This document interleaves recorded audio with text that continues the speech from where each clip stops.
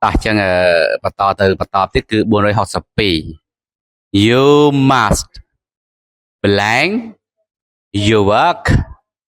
as soon as possible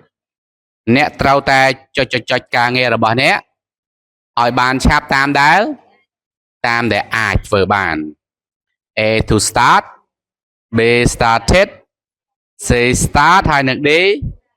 to start to សុទ្ធតែជា form របស់កិច្ចសព្ទ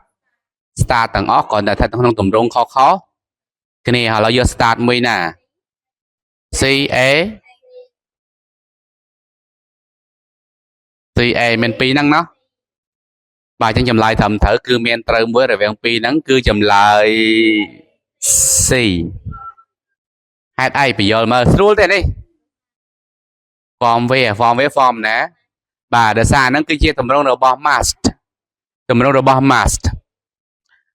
ហ្នឹងគឺថាក្នុងក្រុម verb មួយដែលមានឈ្មោះថាអី verb បាទជា modal verb បាទ must ហ្នឹងគឺជា modal verb ដែល modal verb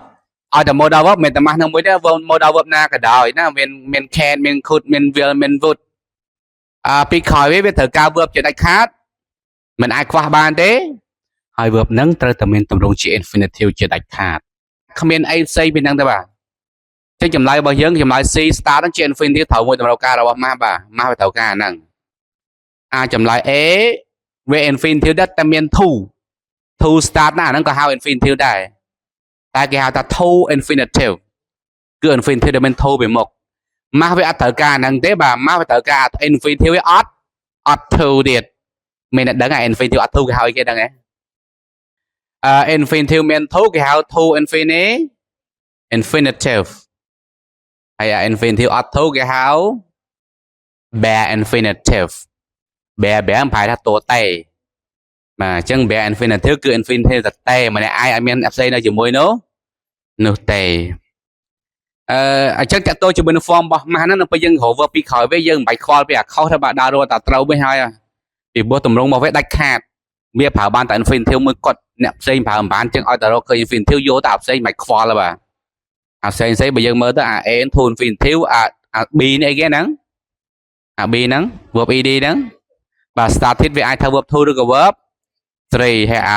យD នោះមាន to infinitive វាមាន to ពីក្រោយទៀតបាទអញ្ចឹងខុសទាំងអស់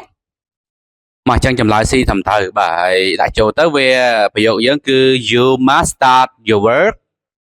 as soon as possible អ្នកត្រូវតែចាប់ផ្ដើមការងាររបស់អ្នក